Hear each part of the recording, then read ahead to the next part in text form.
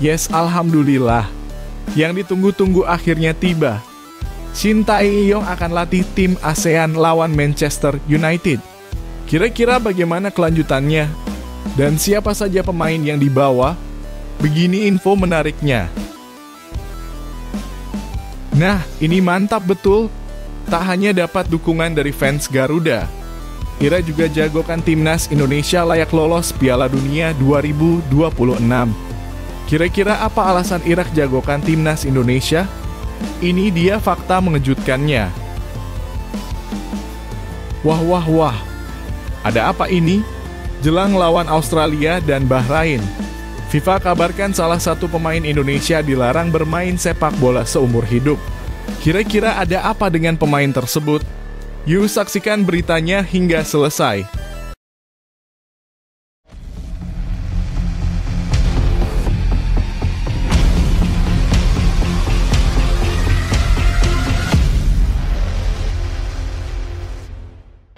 Mohon subscribe channel Timnasku Indonesia agar tidak ketinggalan informasi Timnas Indonesia. Irak yakin timnas Indonesia layak lolos Piala Dunia 2026. Kabar baik kembali menyelimuti timnas Indonesia dalam perjuangannya menuju Piala Dunia 2026. Kali ini bukan hanya dukungan luar biasa dari masyarakat tanah air yang mengalir deras, tetapi juga dari salah satu rival di kualifikasi, yaitu Irak. Media sepak bola Irak @Irakis_Insinyur secara terbuka menjagokan timnas Indonesia untuk lolos ke ajang sepak bola paling bergengsi di dunia tersebut. Dukungan dari Irak ini bukan tanpa alasan. Mereka melihat bagaimana gebrakan Ketua Umum PSSI, Erick Thohir, telah membawa perubahan signifikan dalam tubuh timnas Indonesia. Sejak menjabat pada awal 2023, Erick Thohir telah mendorong program naturalisasi yang sukses menghadirkan pemain-pemain berkualitas dari Eropa untuk memperkuat skuad Garuda. Berkat strategi ini, timnas Indonesia mengalami peningkatan performa yang signifikan. Hasilnya terlihat jelas, skuad Garuda berhasil menembus 16 besar Piala Asia 2023 dan mengamankan tempat di putaran final Piala Asia 2027. Kini harapan untuk tampil di Piala Dunia 2026 pun semakin nyata. Hingga matchday ke-6 grup C kualifikasi Piala Dunia 2026 zona Asia, timnas Indonesia menempati posisi ketiga dengan 6 poin. Mereka hanya tertinggal satu angka dari Australia yang berada di posisi kedua, batas akhir bagi tim yang lolos otomatis ke Piala Dunia 2026. Dengan 4 pertandingan tersisa, timnas Indonesia setidaknya harus mengumpulkan 7 poin tambahan untuk memastikan tempat di 2 besar grup dan melaju ke babak selanjutnya. 7 poin tersebut dapat diraih melalui hasil imbang melawan Australia serta kemenangan saat menghadapi Cina dan Bahrain di laga kandang. Keberadaan 4 pemain keturunan baru seperti oleh Romanya Emil Audero, Dean James, dan Joey Pelupesi semakin memperkuat peluang timnas Indonesia untuk merealisasikan target besar ini. Media @Irakis_Insinyur bahkan menyoroti bahwa PSSI telah sukses membujuk 19 pemain dari Eropa untuk membela timnas Indonesia. Selain itu, kehadiran pelatih asal Belanda, Patrick Kluivert, juga dianggap sebagai faktor krusial dalam upaya Garuda menuju Piala Dunia 2026. Dengan gaya kepelatihan modern dan pengalaman yang mumpuni, Kluivert diyakini mampu membawa timnas Indonesia ke level yang lebih tinggi. Semangat dan dukungan dari berbagai pihak terus mengalir. Baik federasi, media, maupun para supporter, semuanya memiliki harapan besar agar timnas Indonesia bisa mencetak sejarah baru. Bahkan media Irak pun turut mendoakan agar Garuda bisa terbang tinggi di Piala Dunia 2026. Kini semua mata tertuju pada laga-laga krusial yang akan dijalani timnas Indonesia. Pada 20 Maret 2025, mereka akan menghadapi Australia, disusul pertandingan melawan Bahrain pada 25 Maret 2025. Patrick Kluivert menargetkan minimal 4 poin dari 2 laga ini untuk menjaga asa lolos ke putaran berikutnya. Dengan kekuatan yang terus meningkat, dukungan tanpa henti dari seluruh rakyat Indonesia, serta optimisme yang juga datang dari negara rival, timnas Indonesia memiliki kesempatan emas untuk mencatatkan sejarah. Apakah Garuda bisa mewujudkan impian besar ini? Mari kita dukung dan nantikan perjuangan mereka. Bagaimana menurut kalian? Apakah timnas Indonesia bisa lolos ke Piala Dunia 2026? Tulis pendapat kalian di kolom komentar.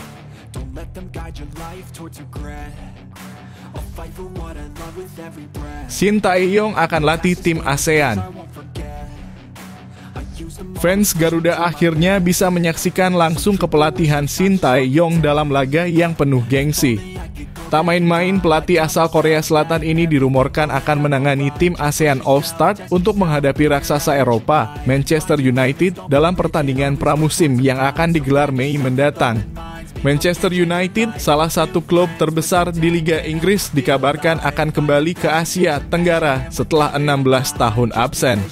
Kali ini Malaysia menjadi destinasi utama mereka, di mana mereka akan menghadapi ASEAN All-Star di Stadion Bukit Jalil pada 28 Mei 2025.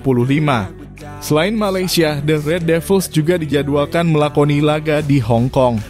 Dilansir dari New Straits Times, laga ini merupakan bagian dari agenda pramusim MU sebelum memasuki musim baru Premier League. Manchester United akan terbang ke Kuala Lumpur setelah pertandingan terakhir mereka melawan Aston Villa pada 25 Mei. Ini akan menjadi pertandingan besar yang menarik minat banyak penggemar sepak bola, ujar seorang sumber terpercaya. Tak heran jika pertandingan ini dinantikan dengan antusias. MU memiliki basis penggemar yang besar di Asia Tenggara, sehingga duel melawan ASEAN All-Star akan menjadi daya tarik tersendiri. Selain itu, laga ini juga menjadi kesempatan emas bagi para pemain Asia Tenggara untuk menunjukkan kualitas mereka di hadapan klub sebesar Manchester United. Rumor yang menyebutkan bahwa Shin Tae-yong akan menukangi ASEAN All-Star semakin menguat. Pelatih yang baru saja meninggalkan timnas Indonesia ini memang memiliki rekam jejak yang mengesankan dalam membangun kekuatan sepak bola Asia Tenggara. Dengan pengalamannya menangani timnas Korea Selatan di Piala Dunia 2018, STY dinilai sebagai sosok yang tepat untuk memimpin tim gabungan ASEAN ini. Meski belum ada pengumuman resmi, peluang STY melatih ASEAN All-Star cukup terbuka. Terlebih lagi, sejumlah pemain timnas Indonesia juga disebut-sebut berpeluang besar masuk dalam skuad ASEAN All-Star. Keberhasilan timnas Indonesia di kualifikasi Piala Dunia 2026 semakin memperkuat alasan mengapa para pemain Garuda layak mendapat kesempatan ini. Kini para penggemar sepak bola Asia Tenggara dibuat penasaran dengan daftar pemain yang akan memperkuat ASEAN All-Star. Apakah bintang-bintang timnas Indonesia seperti Marcelino Ferdinand, Justin Hubner, atau Rafael Struijk akan mendapat tempat di tim ini? Dan yang lebih menarik lagi, apakah Shin Tae-yong benar-benar akan kembali ke lapangan hijau untuk menghadapi Manchester United? Duel ini tentu menjadi momentum bersejarah bagi sepak bola Asia Tenggara. Bagaimana pendapat kalian? Apakah Shin Tae-yong pantas melatih ASEAN All-Star? Dan siapa saja pemain ASEAN yang menurut kalian layak menghadapi Manchester United? Tulis pendapat kalian di kolom komentar.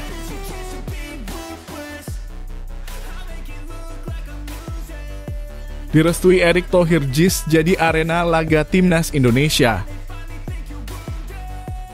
Alhamdulillah, kabar baik akhirnya datang bagi pecinta sepak bola tanah air.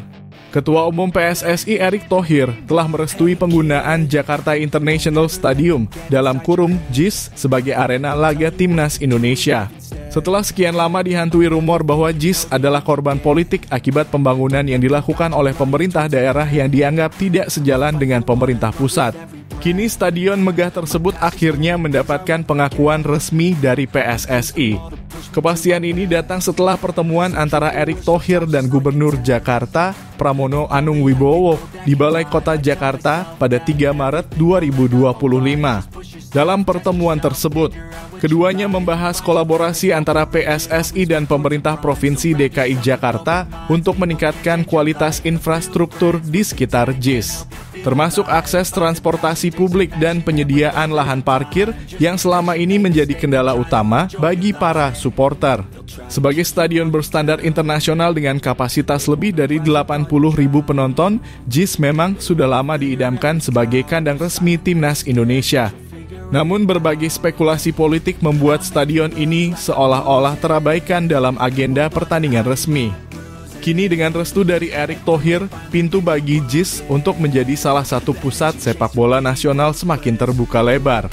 Dalam pernyataannya, Erick Thohir menegaskan bahwa Timnas Indonesia memiliki jadwal yang padat, sehingga tidak mungkin hanya mengandalkan Stadion Utama Gelora Bung Karno (SUGBK). Jakarta memiliki dua fasilitas utama, yakni Stadion Gelora Bung Karno dan JIS. Keduanya harus dimanfaatkan secara optimal untuk mendukung perkembangan sepak bola Indonesia, ujar Erick dalam unggahan di Instagram pribadinya. Selain untuk pertandingan Timnas, JIS juga siap menjadi markas bagi klub ibu kota Persija Jakarta. Pada 20 Februari 2025, Persija resmi menandatangani nota kesepahaman (MOU) dengan PT Jakarta Propertindo sebagai pengelola JIS, memastikan bahwa klub Macan Kemayoran akan bermarkas di stadion ini. Hal ini semakin menegaskan bahwa JIS bukan hanya simbol infrastruktur megah, tetapi juga rumah bagi sepak bola Indonesia.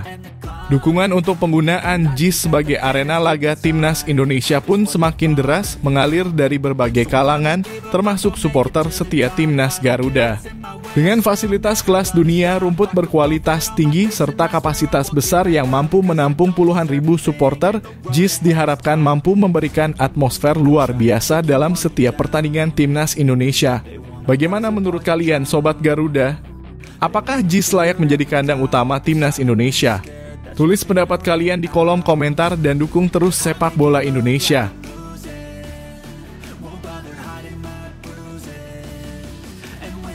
Dan James dan Joey Pelupesi bikin Nathan Chu Aon terancam jadi camat.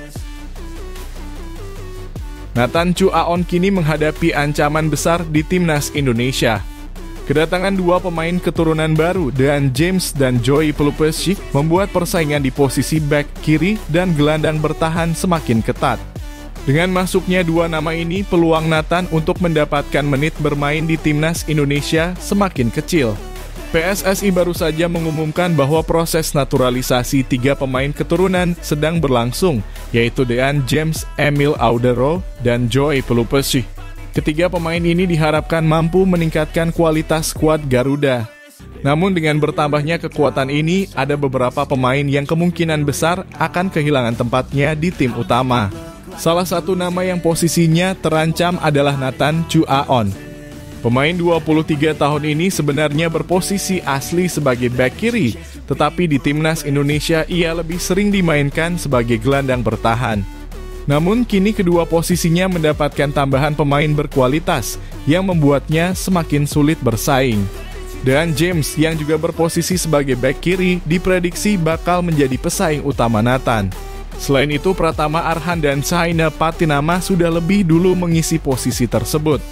Dengan persaingan yang semakin ketat, kemungkinan besar Nathan akan lebih sering duduk di bangku cadangan. Di sisi lain, posisi gelandang bertahan yang kerap dimainkan Nathan di Timnas juga semakin sulit ia pertahankan. Joey Pelupesi yang merupakan gelandang bertahan berpengalaman, dia kini akan berduet dengan Tom Haye di lini tengah Garuda.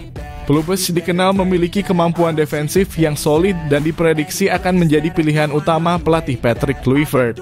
Selain persaingan ketat di Timnas Indonesia, performa Nathan Chu Aon di level klub juga menjadi sorotan. Pemain yang memiliki darah keturunan Semarang ini mulai menghilang dari skuad utama Swansea City. Minimnya menit bermain di level klub tentu bisa berdampak buruk pada peluangnya membela Timnas Indonesia. Jika Nathan tidak segera menunjukkan perkembangan signifikan, bukan tidak mungkin ia hanya akan menjadi cadangan mati alias camat di skuad Garuda. Dengan banyaknya pemain berkualitas yang siap bersaing, Nathan harus berusaha lebih keras agar tetap bisa bersaing di Timnas Indonesia. Bagaimana menurut kalian, apakah Nathan Chu Aon masih layak dipertahankan di Timnas Indonesia? Ataukah kedatangan Dean James dan Joey Pelupesi membuatnya harus rela menjadi cadangan? Tulis pendapat kalian di kolom komentar.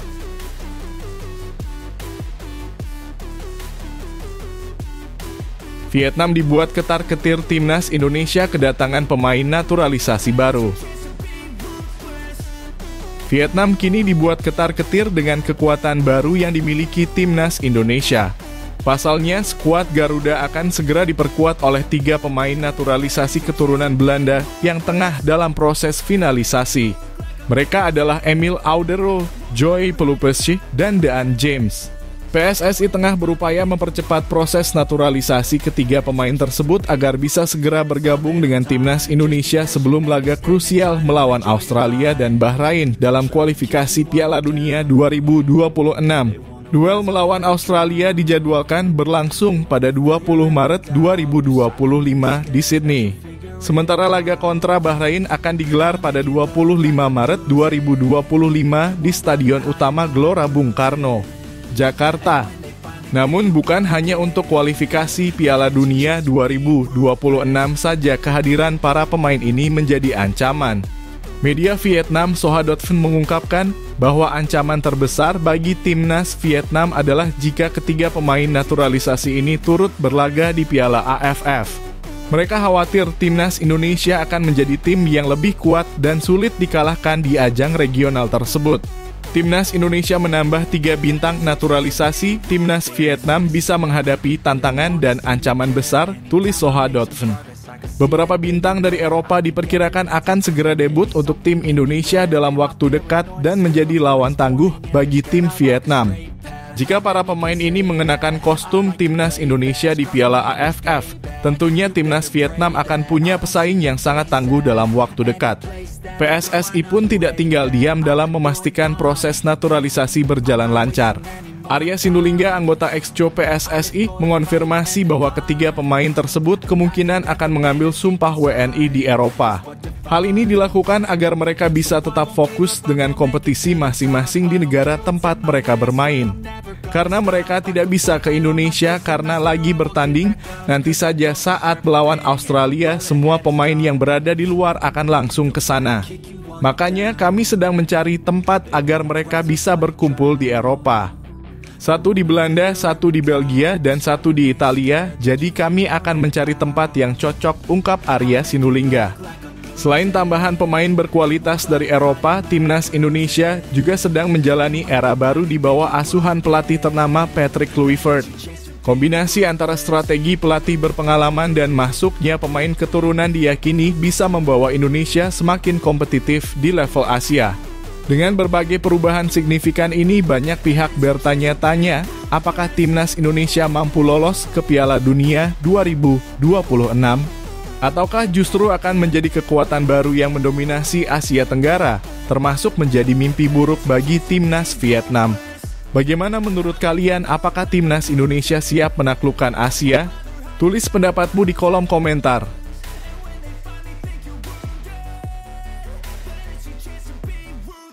PSSI upayakan tambahan kuota tiket untuk supporter timnas Indonesia. Antusiasme supporter timnas Indonesia untuk mendukung skuad Garuda dalam laga kualifikasi Piala Dunia 2026 melawan Australia begitu besar. Namun jumlah tiket yang tersedia saat ini masih terbatas dan belum mampu menampung banyaknya permintaan dari fans setia timnas Indonesia. Menyadari hal ini, Ketua Umum PSSI, Erick Thohir, mengambil langkah proaktif dengan meminta Federasi Sepak Bola Australia untuk menambah kuota tiket bagi supporter Indonesia. Harapannya lebih banyak pendukung Garuda bisa hadir langsung di Sydney Football Stadium pada 20 Maret 2025 untuk memberikan dukungan penuh. Seperti diketahui, laga kontra Australia merupakan bagian dari lanjutan grup C ronde ketiga kualifikasi Piala Dunia 2026 zona Asia. Pertandingan ini sangat krusial bagi timnas Indonesia yang kini berjuang keras untuk menjaga asa lolos ke babak berikutnya.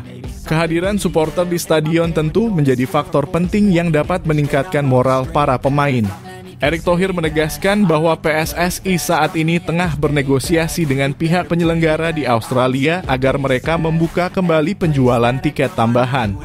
Kita terus mendorong agar pihak Australia bisa membantu membuka akses untuk penjualan tiket tambahan, ujar Erick Thohir kepada awak media.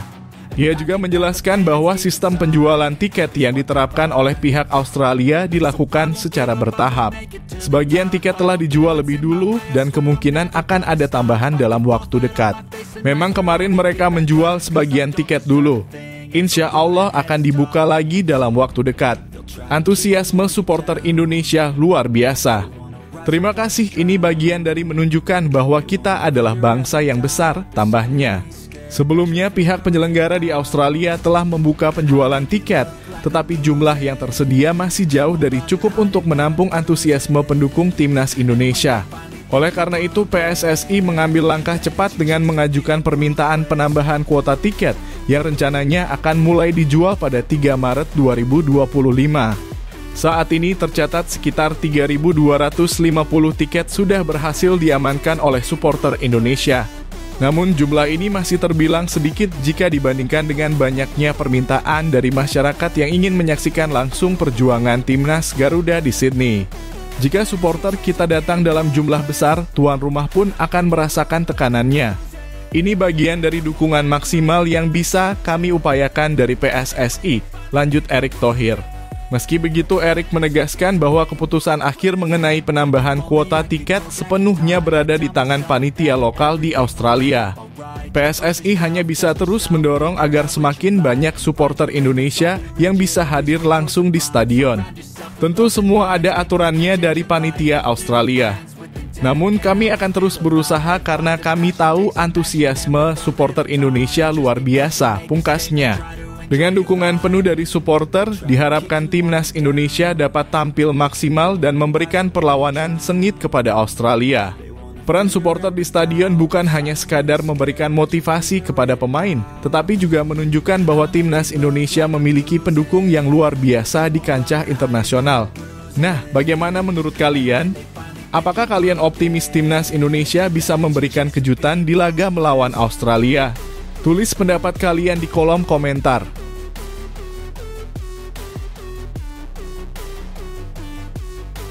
Salah satu pemain Indonesia dilarang FIFA bermain sepak bola seumur hidup.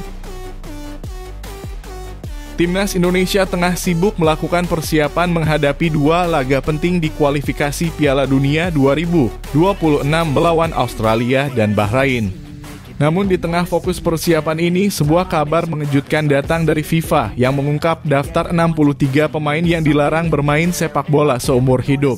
Yang lebih mengejutkan lagi, salah satu nama dalam daftar tersebut berasal dari Indonesia.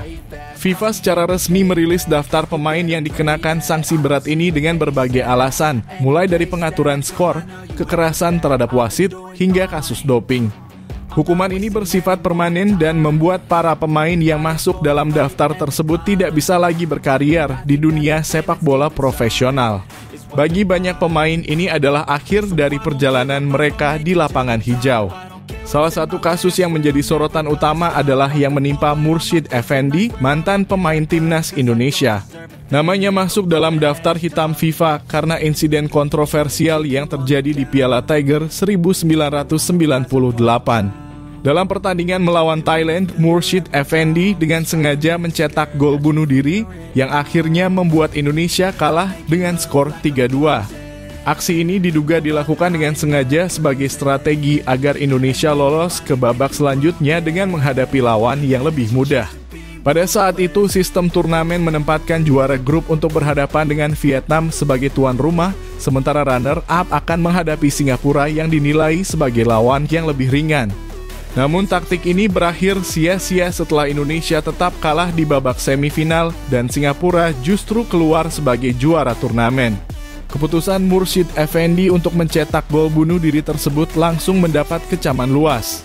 FIFA tak tinggal diam dan menjatuhkan sanksi larangan bermain seumur hidup di level internasional bagi Mursyid Effendi.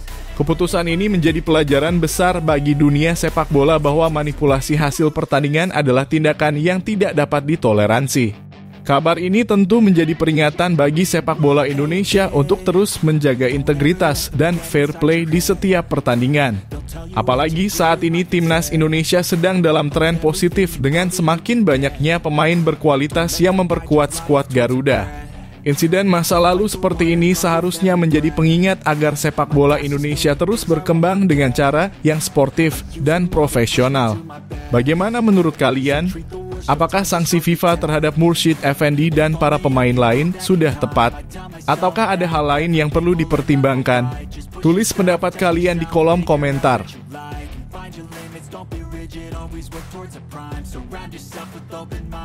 Alasan mengejutkan timnas Indonesia panggil Greg Nwokolo. Timnas Indonesia tengah bersiap menghadapi dua laga penting di ajang kualifikasi Piala Dunia 2026 pada Maret mendatang. Skuad Garuda akan berhadapan dengan dua lawan tangguh, yaitu Australia dan Bahrain. Persiapan intensif pun dilakukan demi meraih hasil maksimal di pertandingan tersebut. Di tengah euforia menanti siapa saja pemain yang akan dipanggil oleh pelatih anyar Timnas Indonesia, Patrick Kluivert, muncul kejutan tak terduga. Greg Nwokolo, pemain naturalisasi yang sudah lama tidak membela Timnas, mengungkapkan bahwa dirinya mendapat panggilan untuk memperkuat Indonesia dalam ajang kualifikasi Piala Dunia 2026. Kabar ini ia bagikan melalui akun Instagram pribadinya dengan unggahan yang menampilkan dirinya mengenakan jersey terbaru dari Erspo. Dalam unggahan tersebut, Greg menuliskan keterangan yang membuat banyak orang terkejut sekaligus penasaran. Sangat bahagia bisa dipanggil lagi untuk perkuat Timnas buat World Cup Qualification.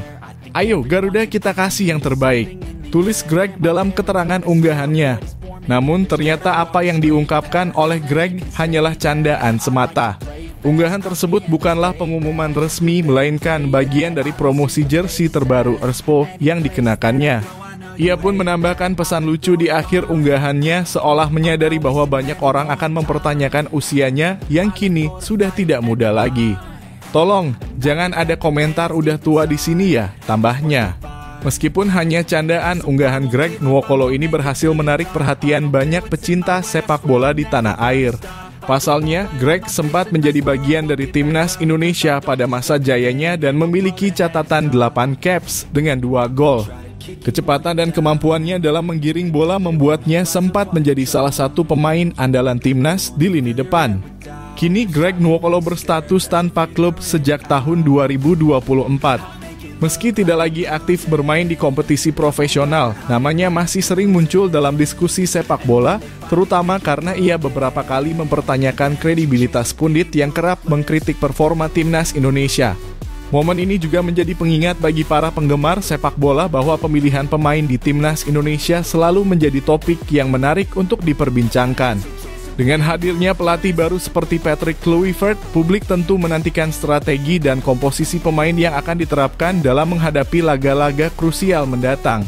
Bagaimana menurut kalian tentang candaan Greg Nwokolo ini? Apakah menurut kalian Timnas Indonesia masih membutuhkan pemain senior seperti Greg atau sudah saatnya fokus pada regenerasi dengan pemain-pemain muda? Yuk, tuliskan pendapat kalian di kolom komentar.